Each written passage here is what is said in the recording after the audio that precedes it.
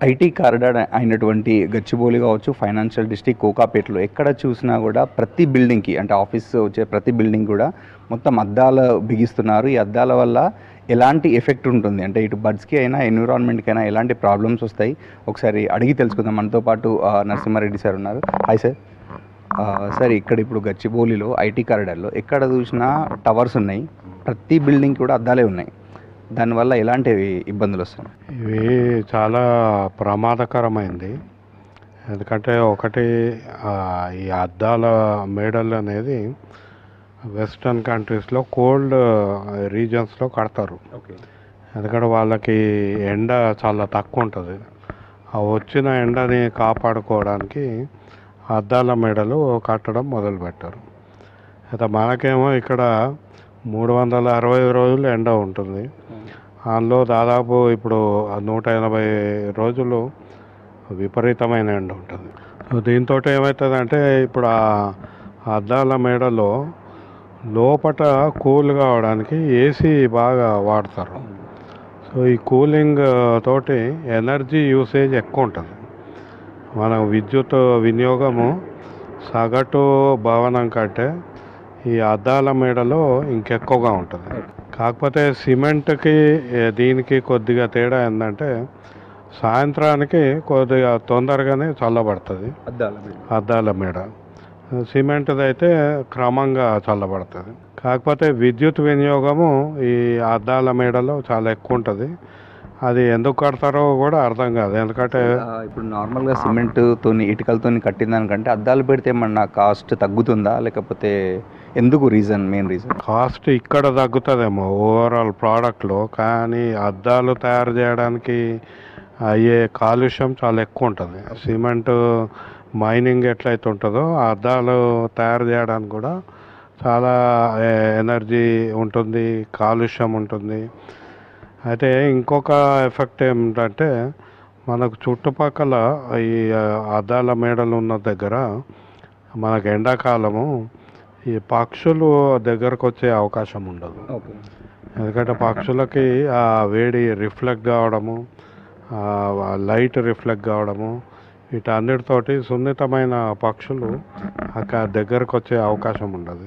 బహుశా ఈ కారణంతో అంటే పావురాలు కానీ ఇవన్నీ రావద్దనుకొని కూడా అద్దాల మేడలు కడుతున్నట్టున్నారు. కానీ ఆ ఓవరాల్ మాత్రము అద్దాల మేడల వల్ల విద్యుత్ వినియోగం ఎక్కువ ఉంటుంది, నీటి వినియోగం ఎక్కువ ఉంటుంది.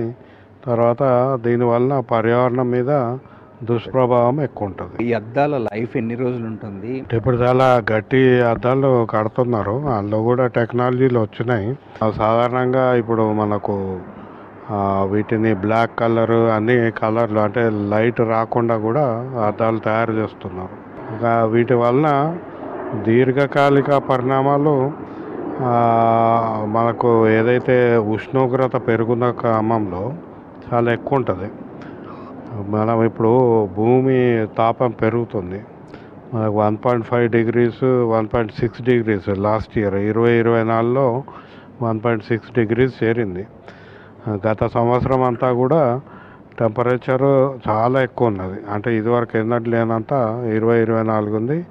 ఈ సంవత్సరం ఇంకా ఎక్కువ ఉంటుంది అనేది అంచనాలు. గ్రీన్ బిల్డింగ్ కాన్సెప్ట్స్ చెప్తున్నారు, కానీ గ్రీన్ బిల్డింగ్ కాన్సెప్ట్లో కూడా అద్దాల మేడలు కట్టి అసలు మేము ఎనర్జీ తగ్గించామని సర్టిఫికెట్స్ ఇస్తున్నారు. కానీ ఓవరాల్ అసలు గ్లాస్ బిల్డింగ్ల వలన ఎంత ఎనర్జీ యూసేజ్ పెరిగింది, మరి దీన్ని కూడా అదేంటి గ్రీన్ బిల్డింగ్ పారామీటర్స్లో తీసుకోవడం జరుగుతుందా లేదా అనేది అంచనా లేదు. కాకపోతే ఒక క్రిటిసిజం మాత్రం ఉంది. గ్రీన్ బిల్డింగ్స్ అంటే అద్దాల బిల్డింగ్స్ గ్రీన్ అని అనడానికి లేదు, ఎందుకంటే వాటి వినియోగం ఎక్కువ ఉంటుంది అనేది.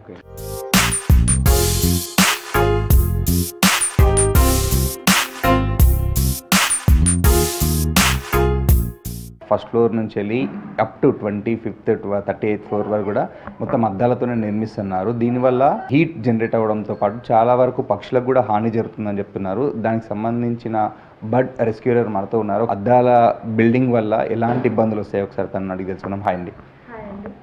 రియల్గా ఈ అద్దాల బిల్డింగ్ వల్ల బర్డ్స్కి ఎఫెక్ట్ అవుతుందంటారా? అవుతుందండి. సో జనరల్గా మనకి గ్లాస్ బిల్డింగ్స్ కానీ హై రైజ్ బిల్డింగ్స్ కానీ వాటికి చాలా కొత్త.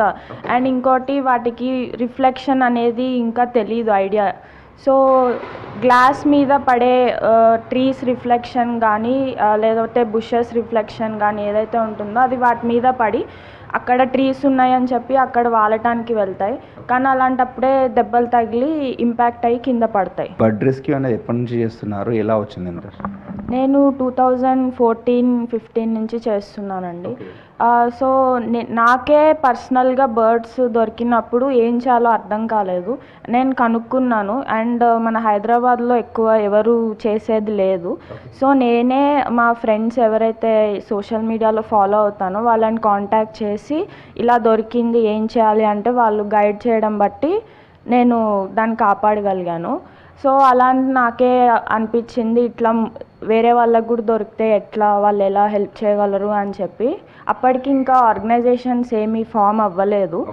సో నేనే ఇంకా నేర్చుకోవడం మొదలుపెట్టాను. Ornithologist, wild life friends, avian doctors దగ్గర నుంచి నేర్చుకొని నా ఓన్గా నేను చేస్తున్నాను. అట్లానే సిటీలో యానిమల్ వారియర్స్ అని ఎన్జిఓ వాళ్ళు కూడా లార్జ్ స్కేల్లో చేస్తున్నారు. బేసిక్గా మన హైదరాబాద్లో ఎలాంటి బర్డ్స్ ఎక్కువ కనిపిస్తుండేవి, ఇప్పుడు ఎలాంటివి కనుమరుగయ్యే సిచ్యువేషన్లో? ఎక్కువగా హౌస్ ప్యారోస్, లేకపోతే క్రోస్, కోయళ్ళు అండ్ మైనాస్ ఇవి ఎక్కువగా కనిపించేవి. బట్ ఇప్పుడు అవి కనిపించట్లేదు, చాలా తక్కువైపోయినాయి. దీనికి రీజన్ ఏంటంటే ఎక్కువగా హ్యాబిటాట్ డిస్ట్రక్షన్. సిటీ ఎక్స్పాండ్ అయ్యే కొద్దీ హ్యాబిటాట్ డిస్ట్రక్ట్ అవుతుంది కాబట్టి. అండ్ ఇంకోటి వాటికి నెస్టింగ్ సైట్స్, ఫుడ్ సోర్సెస్ లేకపోవడం వల్ల వాటికి చాలా ప్రాబ్లం అవుతుంది. అండ్ సిటీలో ఉన్న పార్క్ క్లియరెన్స్ అవన్నీ చేయడం వల్ల కూడా వాటికి ఉన్న షెల్టర్ పోతుంది. అండ్ ఈ వెహికల్ ఎమిషన్స్ లేకపోతే ఇండస్ట్రియల్ వేస్ట్ వల్ల కూడా వాటికి చాలా హెల్త్ ప్రాబ్లమ్స్ వస్తున్నాయి. ఇప్పుడు మనం ఎలాగైతే కంటామినేటెడ్ వాటర్ తాగలేమో అవి కూడా తాగలేవు. సో వాటికి చాయిస్ లేదు. So they have to drink water. So దానివల్ల కూడా చాలా పారాసైట్స్ రావడం, వాటికి ఫ్లీస్ రావడము. అండ్ ఇంకొకటి ఈ పొల్యూటెడ్ వాటర్లో ఉన్న ఫిష్ని హంటింగ్ చేయడం వల్ల వాటర్ బర్డ్స్ వాటికి రిప్రొడక్టివ్ ప్రాబ్లమ్స్ వస్తున్నాయి. అంటే అవి ఎగ్స్ ఫామ్ చేయలేవు, లేకపోతే ఫర్టిలిటీ ప్రాబ్లమ్స్ వస్తున్నాయి. సో దానివల్ల అలా వాటర్ బర్డ్స్ పాపులేషన్ తగ్గిపోతుంది. అండ్ ఇంకొకటి ఈ పొల్యూటెంట్స్ ఏవైతే ఉన్నాయో వాటి వల్ల బర్డ్ బిహేవియర్ కూడా చేంజ్ అవుతుంది.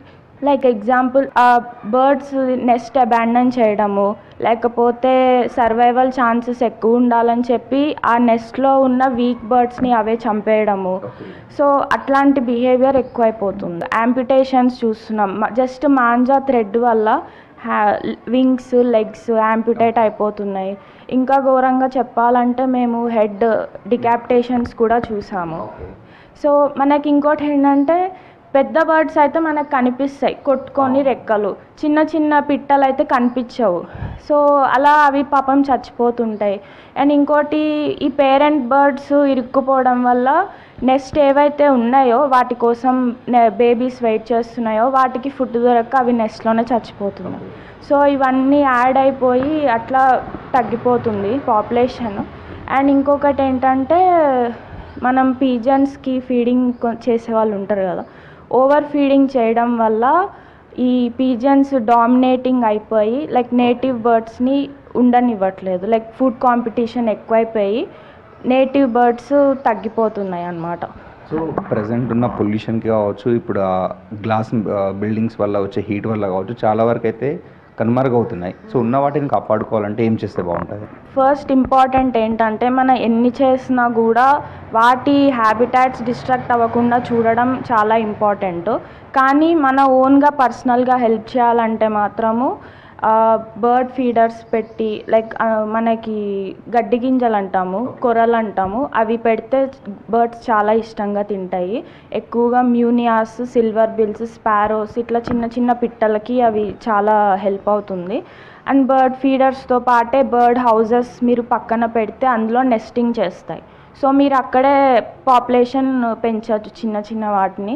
అండ్ ఇంకా వేరే బర్డ్స్ లైక్ మైనా, బుల్బుల్, కోయల్ అట్లా అట్రాక్ట్ చేయాలంటే మీరు బనానాస్ లేకపోతే ఫ్రూట్స్, టమాటో ఏదో ఒకటి లైక్ మనం తులసి పూజ చేస్తాం కదా, అక్కడే చిన్న ప్లేట్లో అప్పుడు రోజుల్లో మనము షుగర్ పెట్టేవాళ్ళం యాంట్స్ని అట్రాక్ట్ చేయాలని.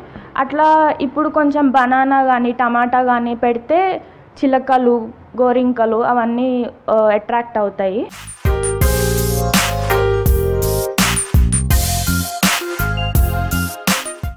ఐటీ కారిడార్లో ముఖ్యంగా చూసుకుంటే పెద్ద పెద్ద బిల్డింగ్స్ దానికి అన్నిటికీ మిర్రర్స్ పెడుతున్నారు. దానివల్ల రేడియేషన్ అండ్ హీట్ కూడా వస్తుందని చెప్తున్నారు. దానివల్ల బర్డ్స్కి ఎలాంటి ఎఫెక్ట్ ఉంటుంది? బేసిక్లీ బర్డ్స్ అన్నీ యూవీ సెన్సిటివ్ ఉంటాయి, యూవీ రేడియేషన్ సెన్సిటివ్ ఎక్కువ ఉంటాయి. చాలా వరకు కొన్ని గ్లాసెస్ ఎప్పుడైతే ఏవైతే పెడుతున్నారో అవి యూవీ రేడియేషన్ని ఇంటేక్ తీసుకోకుండా రిఫ్లెక్ట్ చేస్తూ ఉంటాయి. బట్ సన్ రేస్ కానీ అవి రిఫ్లెక్ట్ చేయడం వల్ల బర్డ్స్కి సడన్గా ఎగిరే ప్యాటర్న్లో పాత్లో ఏమైనా రావటము, రేడియేషన్ రిఫ్లెక్ట్ రావటము వల్ల సడన్గా అవి ట్విస్ట్ అవి కింద పడిపోవటం, లేకపోతే కళ్ళు బ్లైండ్ అయిపోయి వెళ్ళి ఆ మిర్రర్లో గుద్దుకోవడం. ఇంకా చాలా చెప్పాలంటే బర్డ్స్ మనలాగా మరీ లాజికల్గా అయితే ఉండవు. బట్ సో సడన్గా ఏమైనా మిర్రర్ వచ్చిందంటే ఆ మిర్రర్లో స్కై లాగా కనిపిస్తూ ఉంటుంది. బ్యాక్గ్రౌండ్ స్కై కనిపించడం వల్ల అది కూడా స్కై ఏమో అని వచ్చి కొట్టుకుంటూ ఉంటాయి. మనకి యూజువల్లీ చూస్తే వెరీ లెస్ ఫ్లైట్ బర్డ్స్ ఉంటాయి, పీకాక్స్ ఎక్కువ మన హైదరాబాద్లో. అవి చాలా రేర్గా ఎగురుతూ ఉంటాయి, అంటే డేలో 1-2 సార్లు అవి ఎగురుతూ ఉంటాయి. మోస్ట్లీ టెరెస్ట్రియల్ బర్డ్స్ అవి. ఇలాంటి బర్డ్స్ ఒక ఏరియా నుంచి ఇంకో ఏరియాకి మూవ్ అవ్వాలనుకున్నప్పుడు అవి ఫ్లైట్ ప్యాటర్న్లో మధ్యలో మిర్రర్ గ్లాస్ ఉందనుకోండి, అది కూడా ఒక స్కై అనుకొని చెప్పి దాంట్లోకి వెళ్ళి కొట్టుకొని డెఫినెట్గా చనిపోతూ ఉంటాయండి. సో బేసిక్గా మన గచ్చిబౌలి, కోకాపేట్ ఫైనాన్షియల్ డిస్ట్రిక్ట్ చూసుకుంటే ఇక్కడ చూసినా అద్దాల మెడలే కనిపిస్తున్నాయి. సో అక్కడ ఎలాంటి పక్షులు ఇంత ముందుకు ఉండేటివి? సో బేసిక్లీ గచ్చిబౌలి లాంటి కోర్ ఏరియాస్లో చూసుకుంటే వన్స్ అపాన్ ఎ టైమ్ చాలా మౌంటైనీస్, చాలా చాలా బర్డ్స్ ఉన్నాయి, అక్కడ లేక్స్ కూడా ఉన్నాయి. ఇప్పుడు ఆబ్వియస్లీ అర్బనైజేషన్ వల్ల, చాలా హ్యూమన్ ప్రెషర్ వల్ల, అంటే ఎక్కువ మంది తిరగటం ఆ ఏరియాలో, ఈ యొక్క ఇన్సిడెంట్ ఉన్నా సరే బర్డ్స్ చాలా మూమెంట్ తగ్గింది ఆ ఏరియాలో. ప్లస్ అదే టైంలో హై రైజ్ బిల్డింగ్ ఏవైతే ఉన్నాయో బర్డ్స్ ఎగిరే పాత్ ఉంటుంది. మనలాగా రెగ్యులర్గా మనం కూడా ఒక అడవిలో వెళ్తుంటే ఒక దారిలో ఎలా వెళ్తామో బర్డ్స్ కూడా రెగ్యులర్గా ఒకే పాత్లో ఎగురుతూ ఉంటాయి. ఆ ఎగిరేటప్పుడు కొత్త కొత్త బిల్డింగ్స్ రావటము, వాటిలో రెగ్యులర్ ప్యాటర్న్ మారటము, ప్లస్ ఈ సన్లైట్ రిఫ్లెక్ట్ అవ్వటము ఈ గ్లాసెస్ వల్ల అవి కూడా రెగ్యులర్గా బాగానే ఇంపాక్ట్ అవుతూ ఉంటాయి. సో బేసిక్గా మన హైదరాబాద్లో ఎక్కువగా ఎలాంటి పక్షులు ఉండేటివి, ఇప్పుడు కనుమరుగే పరిస్థితులు ఎలాంటివి ఉన్నాయి? అసలు చెప్పాలంటే హైదరాబాద్లో 2 టైప్స్ ఆఫ్ బర్డ్స్ ఉంటాయండి. ఒకటి నేటివ్, అంటే మన హైదరాబాద్లోనే ఇయర్ మొత్తం మన దగ్గరే ఉంటాయి, నేటివ్ బర్డ్స్ అంటాము. ఇంకోటి ఏంటంటే మైగ్రేటరీ, బయట దేశాల నుంచి వచ్చి లైక్ సైబీరియా నుంచి వస్తాయి, యూరోప్ నుంచి వస్తాయి, నార్త్ ఇండియా నుంచి వస్తాయి. అవి హైదరాబాద్లో వింటర్ వరకు ఉండి వెళ్ళిపోతాయి. ఇలాంటి బర్డ్స్ కూడా చాలా ఉంటాయి. ఇది చెప్పాలి అంటే పక్షుల్ని కాపాడాలంటే ప్రతి ఒక్కళ్ళు కూడా నేను కాపాడాలి అన్న ఒక ఆశ ఉండాలి, ఒక ఛాలెంజ్ లాగా తీసుకోవాలి. ఐటీ కారిడార్ అయిన మాదాపూర్, కొండాపూర్, గచ్చిబౌలి, కోకాపేట్ ఫైనాన్షియల్ డిస్ట్రిక్ట్లలో ఎక్కడ చూసినా మనకు అద్దాల మెడలే దర్శనమిస్తున్నాయి. అయితే ఇలాంటి బిల్డింగ్లు ఫారిన్ కంట్రీస్లలో బాగుంటుంది, మన ఇండియాలో మాత్రం హీట్ ఎక్కువగా ఉంటుంది కాబట్టి ఇక్కడ అంతగా సెట్ కావని పర్యావేత్తలు చెప్తున్నారు. ఇలాంటి బిల్డింగ్లు కాకుండా గ్రీన్ బిల్డింగ్లని గవర్నమెంట్ ప్రోత్సహించాల్సిన అవసరం అయితే ఉందని చెప్తున్నారు. కెమెరామెన్ శ్రీనివాస్తో నరేందర్, V6 న్యూస్, హైదరాబాద్.